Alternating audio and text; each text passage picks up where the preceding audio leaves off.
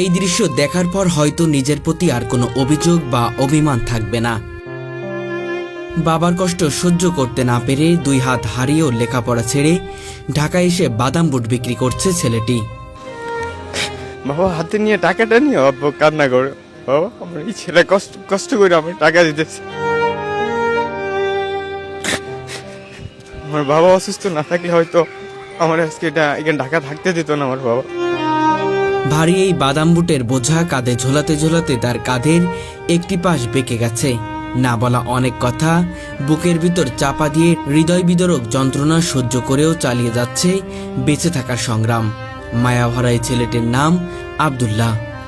আমার ইচ্ছা আমার বাবা মারে আমি একটু সুখী করতে চাই। আমার অনেক কষ্ট করছে তারা। আমি ছোটবেলা থেকে দেখেছি বাবা অনেক কষ্ট করছে আমাদের জন্য, ফ্যামিলির জন্য, সবার জন্য। আমার বাবা নিজের জীবনটা শেষ করে দিতেছে, এমন ওই যে দিন নাই রাত নাই আমার বাবা সবসময় কাজ করে। আমার বাবা একজন কৃষক।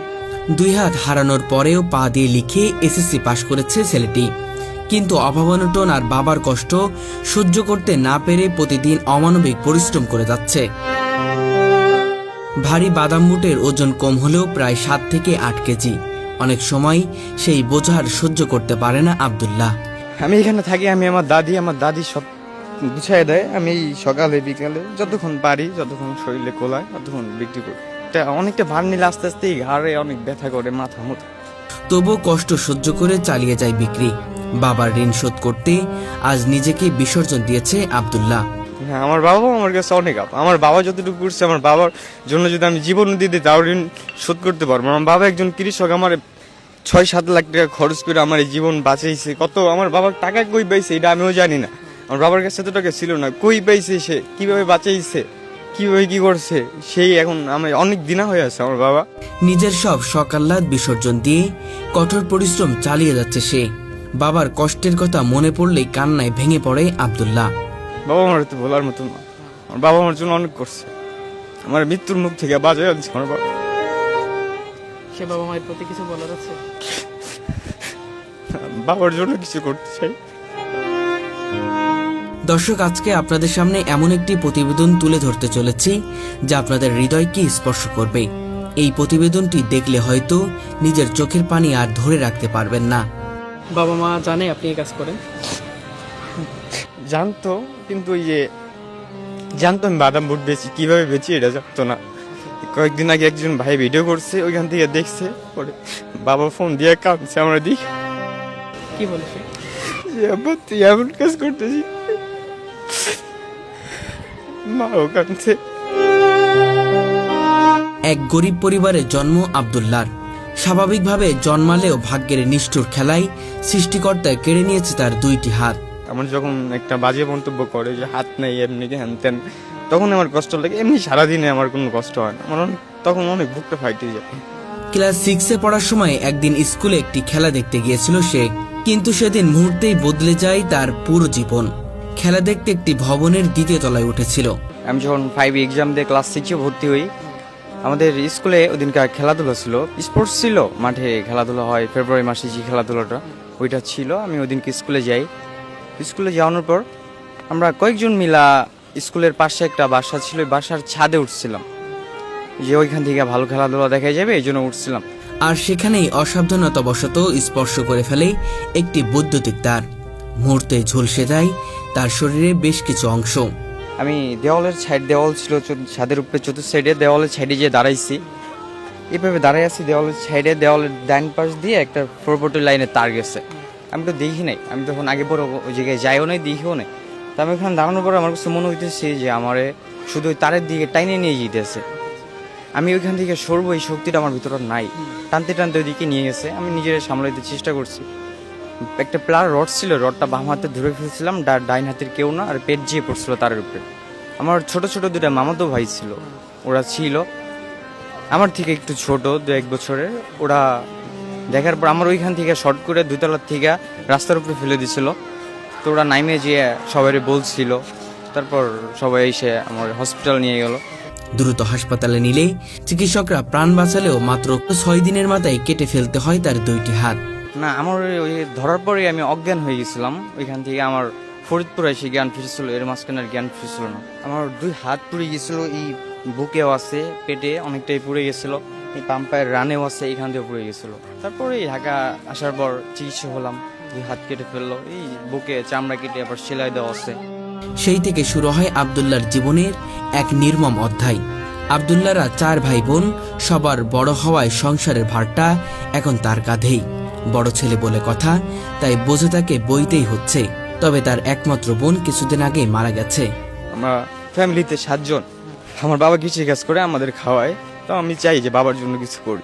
মা বাবা ভাই বোন, বোন ছিল, ছোট বোন মারা গেছে। আমরা 3 ভাই, এখন মা বাবা দাদু আমি, না আমি সবার বড়। সবার বড় মানে এখন সবার বড় যেহেতু সেই কারণে পরিবার হাল ধরতেছে এমন কিছু। মনে করে এমনটাই যদি বড় ভাইরা থাকতো তাহলে মনে হয় এই পরিস্থিতি আসা লাগতো না। আশা হতো। আচ্ছা আচ্ছা, এখন নিরুপায় হয়ে এখানে আসছেন এমন কিছু। এইটাই বুঝতে। আচ্ছা আচ্ছা, তার বাবা ছিলেন দিনমজুর কৃষক। সন্তানকে বাঁচাতে তিনি নিজের সর্বস্ব বিক্রি করেছিলেন। তবুও ছেলেকে 2 হাতবিহীন অবস্থায় ফিরিয়ে নিতে হয়েছিল। না, অনেক চেষ্টা করে হয়েছে। আমার বাবা একজন কৃষক, তো আমার জন্য অনেক চেষ্টা করছে, অনেক টাকা আমার জন্য আমার বাঁচিয়েছে। আমার বাবা আমার বাঁচিয়ে ফিরে আনছে। আমার বাবা অনেক ইয়া করে আমার বাঁচিয়েছে। আমার এরকম দিন গেছে, অনেক হসপিটাল থেকে অনেক মরে গেছে, এরকম সংবাদ আইছে, সবাই কান্দাকাটি করছে। তবু আল্লাহ আমার ভিতরে আমার হায়াত দিচ্ছে, এই জন্য আমি আজকে বাইচে আছি, এখানটা আপনাদের সামনে দিয়ে আসি। কিন্তু এই অবস্থাতেও হাল ছাড়েনি আব্দুল্লাহ। পা দিয়ে লিখে পরীক্ষায় অংশ নিয়ে সে এসএসসি পাশ করে। আমার অ্যাক্সিডেন্টের 1 বছর পর আমি আমার স্কুল ভর্তি পড়াশোনা শুরু করি। করার পর এসএসসি এক্সাম দিয়ে পাশ করে এটা ফার্স্ট ইয়ারে ভর্তি হই। পরে ফাইনাল এক্সাম আর দেওয়া হয়। পা দিয়ে লিখতাম, পা দিয়ে লিখছি এক্সাম, সব এক্সাম আমি পা দিয়ে লিখছি। স্কুলে থাকতেও আমি নিচে বিছাইয়া একটা চাদর বিছাইয়া চাদর উপরে বসে বসে পা দিয়ে লিখছি। আচ্ছা আচ্ছা। আর এসএসসি এক্সামের সময় নিচের বেঞ্চে খাতা ধুইয়া নিচের বেঞ্চে বসেই লিখছি। তবে বাবার চোখে দুঃখ আর সংসারের অভাব দেখে একসময় পড়াশোনা ছেড়ে ঢাকায় চলে আসে আব্দুল্লাহ। এসএসসি পাশ করার পর এটা ফার্স্ট ইয়ারে ভর্তি হলাম। ভর্তি হওয়ার পর কিছুটা কলেজে গেছি, কিছুদিন পরে আমি ঢাকায় আসলাম। এই যে ঢাকায় আইসা এই বাদাম বুট বিক্রি করা ধরলাম। ইন্টার ফার্স্ট ইয়ারে পড়াকালীন তার লেখাপড়ার ইতি ঘটে। ঢাকায় এসে দিনের পর দিন রাস্তায় ঘুরে কাটিয়েছে সে। কারো সাহায্য ছাড়া নিরাপদ আশ্রয় খুঁজে পাওয়া ছিল কঠিন। শেষমেশ বেছে নেয় বাদাম বুট বিক্রির পথ। আমি প্রথম যেদিনকে ঢাকায় আসার পর আমি 5 দিন পর্যন্ত এমন দিন গেছে যে পথে পথে কাইন্দে বেড়াইছি। আমি কি করব, আমি মানুষের কাছ থেকে সাহায্য নিতে পারতাম না, মানে আমার মনে টানে না। তারপর আমি বাদাম বুট নিয়ে বেরোই। তার দাদি বাদাম বুট ভেজে প্যাকেট করে দেয়, আর আব্দুল্লাহ সেগুলো নিয়ে ছুটে বেড়ায় ঢাকার বিভিন্ন মার্কেট ও পার্কে। ঢাকা ইনকাম করার উদ্দেশ্যে আসা হয়েছে। প্রতিদিন কি পুরোপুরি বিক্রি হয়? থাকে কিছুটা, কোনোদিন হয়, কোনোদিন থাকে, সব দিন তো এক না ব্যবসা থাকে, হয় আলহামদুলিল্লাহ। প্রতিদিন সকাল থেকে রাত পর্যন্ত বাদাম বুট বিক্রি করে যা আয় করে, খাওয়া দাওয়া বাসা ভাড়া বাদ দিয়ে বাকি টাকা বাবার কাছে পাঠিয়ে দেয়। হ্যাঁ, আমি যতটুকু এনে খাওয়া খরচ বাসা ভাড়া যায় অতটুকু আমি এখানে যতটা থাকে বাবার কাছে দেওয়ার চেষ্টা করি। প্রথমে তার বাবা জানতেন না ছেলে কিভাবে উপার্জন করছে, কিন্তু একদিন একটি ভিডিওতে বাদাম বুট বিক্রি করতে দেখে ভেঙে পড়েন তিনি।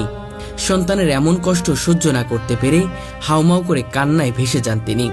বাবার অবস্থাও ভালো না, বাবার মাজার হাড় ক্ষয়, ঘাড়ের হাড় ক্ষয়, পেটের সমস্যা, কাজ করতে পারে না বেশি একটা।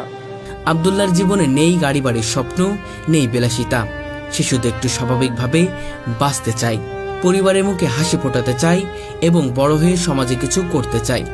আমি চাই আমার সবাই মিলে যেন 3 বেলা খাইতে পারি আর যেন সুখে থাকতে পারি, এই জিনিসটা আমি চাই।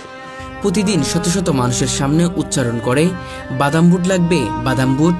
অনেকে তার মায়াভরা মুখ দেখে কিনে নেয়, আবার কেউ ফিরিয়ে দেয়, এমনকি কটূক্তি করে অপমানিত করে। কিন্তু এসব উপেক্ষা করেই এগিয়ে চলে সে। এইটাই কষ্ট আমার সব থেকে এখন, যে মানুষ যখন আমার একটা কথা বলে তখন আমার অনেক কষ্ট লাগে। এই হাত নিয়ে মানে কিছু একটা বলে, এটা আমি বলতে চাই না, থাক। চাইলে ভিক্ষার তালা হাতে নিতে পারত আব্দুল্লাহ, কিন্তু আত্মসম্মান আর মর্যাদার কাছে মাথা নত করেনি কখনো। তার একটাই বিশ্বাস, নিজে কষ্ট করব, তবু মানুষের কাছে হাত পাতব না। মানুষের কাছ থেকে সাহায্য নিতে অনেক আমার বুকের ভিতরে অনেক কেন যেন কষ্ট হয়, যে মানুষের কাছে বলবো যে আমরা একটু সাহায্য করেন, এই বিষয়টা ভাবতে গেলে আমার অনেকটা কষ্ট হয়। এই জন্য নিজেই পরিশ্রম করতেছি, নিজে যতটুকু হয় এতটুকু দেয় আলহামদুলিল্লাহ। দেখি আল্লাহ যদি কোনোদিন সফলতা লাগে। নিজের সব শখ আহ্লাদ বিসর্জন দিয়ে অশ্রু লুকিয়ে বাবার মুখে হাসি ফোটানোর জন্য নিরলস পরিশ্রম করে যাচ্ছে সে। আমি সকালে 10টা-11টার দিক বেরোই, 2টার দিকে যাই, যাই গোসল করে খাওয়া দাওয়া করে আবার বেরোই, 10টা-11টা বাসায় যাই। তবুও তার ভেতরে এখন স্বপ্ন বেঁচে আছে, সুযোগ হলে আবারও পড়াশোনা শুরু করতে চাই, প্রমাণ করতে চাই মানুষ ইচ্ছা করলে সবই সম্ভব। মানে আমি ছাড়তে চাই নাই, আমি আর মন চাই আবার ভর্তি হই, এখনো করলে হব, কিন্তু মানে করতে পারতেছি না। আমার লেখাপড়ার করে ইচ্ছা আছে, এটা বা মন থেকেই। আব্দুল্লাহ আমাদের সমাজের প্রকৃত সুপারহিরো, যে হাত হারিয়েও পায়ের কলমে লিখেছে জীবন সংগ্রামের এক অনন্য অধ্যায়। আমি ঢাকা আছি এক বছর ধরেই করতেছি। সেখানে যা ইনকাম হচ্ছে সেটাতে চলছে। চলছে আমাদের। তার প্রতিটি দিন প্রমাণ করে দিচ্ছে অদম্য সাহস আর ইচ্ছাশক্তি থাকলে অন্ধকারের ভেতর থেকেও আলো খুঁজে পাওয়া যায়। তো আমার দেশের বাড়ি গোপালগঞ্জ জেলা মুকসিদপুর থানা। আগে মুকসিদপুর হসপিটাল নিয়ে আসছে, ওইখান থেকে ফরিদপুর থেকে ঢাকা নিয়ে আসছিল। ঢাকা এসে চিকিৎসা হয়ে হাত কেটে ফেলাম লাগছে। এটা 8 বছর আগের কথা। করছিলাম অ্যাক্সিডেন্ট হওয়ার পর বাসায় আছি, বাসায় এসে 1 বছর মাদ্রাসা ভর্তি হয়েছিলাম। ওইখান থেকে আমি মাদ্রাসায় পড়াকালীন পা দিয়ে লেখার ট্রাই করি। পা দিয়ে লেখার পর আমি ইজিভাবেই লিখতে পারি। পরে আমার স্কুল থেকে আমি অ্যাক্সিডেন্ট করি, স্কুলতে 2টা ছাড় আসছিল। ছাড় আসার পর আমার লেখা দেখা সেই ছাড়াই বলছিল ওরা আবার স্কুলে ভর্তি করে দেন। স্কুলে ভর্তি হই, পরে আমার পড়াশোনা করি, ক্লাস 8 ভর্তি হই। হওয়ার পর এটা ফার্স্ট ইয়ারে ভর্তি হওয়ার পর আর ফাইনাল এক্সাম দেওয়া হয় নাই। এসএসসি পরীক্ষায় কি আপনি তাহলে পা দিয়ে লিখেছিলেন? হ্যাঁ, পা দিয়ে লিখছিলাম। তাহলে তো আপনি এসএসসি পাশ করে ফেলছেন। জি আমি তাহলে পা দিয়ে লিখে এসএসসি পাশ করলেন। পাশ করার পরে ইন্টারে যে আসলে কেন থেমে গেলেন? আসছি এখান থেকে যাওয়া হয় নাই, এখান থেকে যাওয়া হয় নাই। আর আমি কিছুটা আমি কাজ করি, আমার যতটুকু হয় নিজে খাওয়া দাওয়া করি, যতটুকু পারি বাসায় বাবারে দিই। বাবার অবস্থা অনেক সমস্যা। আচ্ছা, অর্থনৈতিক কারণেই কি তাহলে লেখাপড়া থেমে গেল? হ্যাঁ, এটাই বলতে পারি। কত সালে এসএসসি পাশ করে ইন্টার ভর্তি? 24 সালে। 24 সালে, তাহলে তো বেশি দিন হয়নি। 1 বছর যাবত মানে লেখাপড়া ছেড়েছেন নাকি? হ্যাঁ, 1 বছর। না ভাগ্যি ছিল, হয়েছে। এটা থাকে তো, অনেক মানুষের থাকে। কিন্তু এখন যে স্বপ্নটা তো আল্লাহ ভাগ্যে রাখছে, হবে এরকম করতেছি দিয়ে আল্লাহ কি কপালে রাখছে। এই বাদাম বুটি আপাতত বিক্রি করি, একদম চাল ভাজা বাদাম বুটছ, তারপর সিমের বীজ অনেকটাই বিক্রি করতাম। এমনি শুধু বাদাম বুটি বিক্রি করতেছি। হ্যাঁ, লাগে আস্তে আস্তে বিচতে যখন হালকা হয় তখন একটু ভালো লাগে। আমি এটাই মানা করি যারা যেন বাবার সাথে খারাপ না করে, বাবা মা থেকে অমূল্য দিতে জানেন। আমি থাকি এই যে দারুসালাম থানা, হরিরামপুর টালি কোম্পানি, ওইখানে। লেখাপড়া কি আবার চালিয়ে যাওয়ার ইচ্ছা আছে কি? অবশ্যই আছে, লেখাপড়া করার ইচ্ছা আছে। জি না, জীবনও না, বাবা মার জিনিস কেউ করতে পারবে না, বাবা মা করার মতনও না। অবশ্যই আমার জন্য দোয়া করবেন সবাই, যেন আমি জীবনে কিছু একটা করতে পারি আমার ফ্যামিলির জন্য, আমার মানে যেন একটু সুখে থাকতে পারি, সবাইকে নিয়ে যেন একটু সুখে থাকতে পারি, এই দোয়াটা করে নেওয়া।